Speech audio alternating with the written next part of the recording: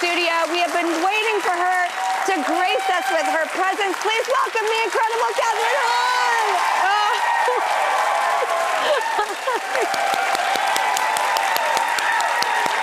Oh my gosh. You get better with every year of your life. Oh my gosh. It's true. And we both have been at this for a very long time.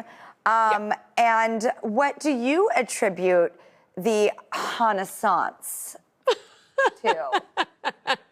I mean, I don't know. Wait, Drew, this business is so weird. Like, I had no, I've just been lucky. I feel like I've just been kind of one foot in front of the other, and you have no idea what's going to be on the other side of whatever. And you never can hold on to anything too tightly. And so I'm just kind of enjoying this second, and I don't have social media, so that it's all kind of feels weird anyway, but it's been a blast, and the fans are so sweet. So it's been a really tender time.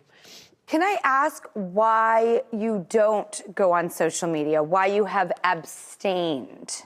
It started, to be totally honest, out of just sheer laziness and just not knowing how to figure it out. I have a file of facts, so That's who we're dealing with.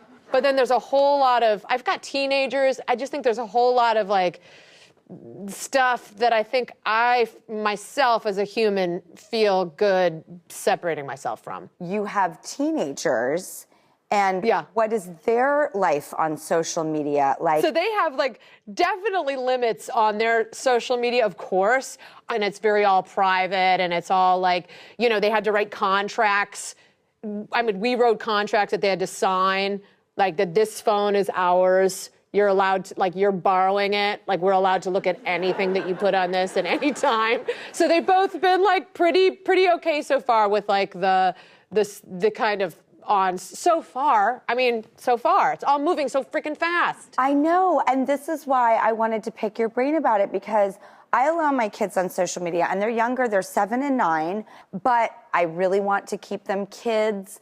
And I don't it's really refreshing for me to talk to another parent who makes contracts with their kids and wants to protect them. I love this.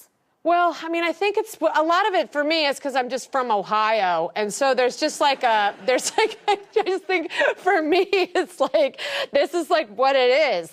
We didn't have I went and played outside. For me, it was just all about my imagination. So I would come home from school, I wouldn't see my parents until it was dinner, and then I would just go back to playing. And I want them to have that same experience, and that didn't involve phones for me. Well, you came from Ohio and had your play and imagination and wanted to have them have old world values the way you did.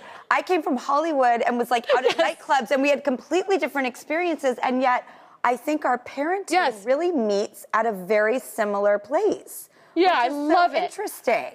Well, something sparked with your daughter and led her to baking. Is this true? Yes, no, she is an legit incredible baker. She's very passionate about baking and about animal.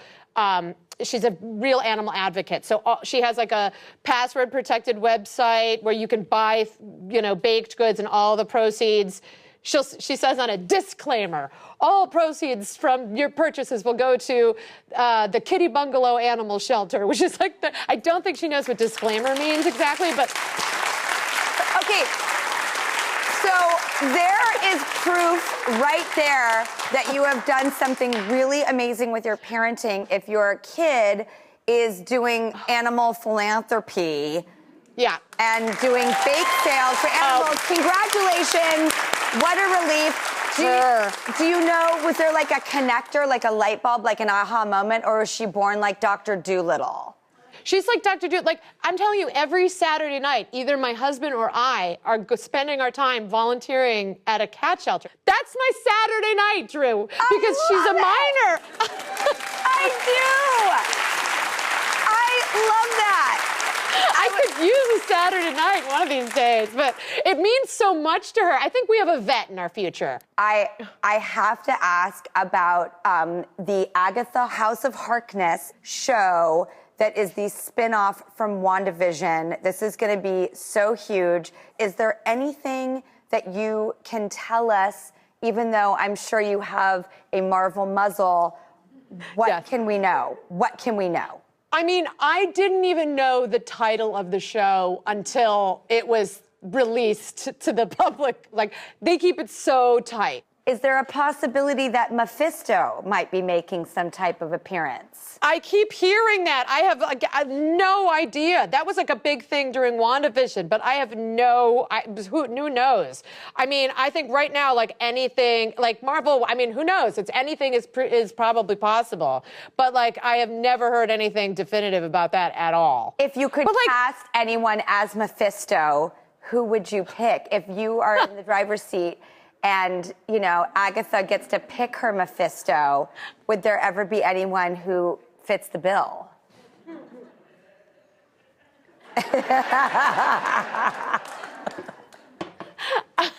I mean, all I'll say in terms of a real great deflection of that question is that there is something that does feel so badass to be playing, like, you know, we think of a witch and you think of immediately you think of a woman who is loud, who is mysterious, who is dangerous because she's complicated and she's misunderstood. And all that stuff is a real turn on to me as a performer in terms of digging into this person a little bit more. Very excited. Well, everyone will be hanging on every detail that comes Me up, too. that manifestos out of this. Nice! The Shrink Next Door, Casey Wilson came on the show, and I actually did her makeup. I'm so in love with her. I was like nuzzled to her the whole time. Isn't she the dearest, softest, sweetest, kindest? I love her. I loved her in the show, and I love this show. And I love that your character encourages your brother, Will Ferrell, to seek a shrink, and then, no good deed goes unpunished. I think Paul Rudd is this is one of my favorite things I've ever seen him in. He is different in this show. Yeah, he's so good.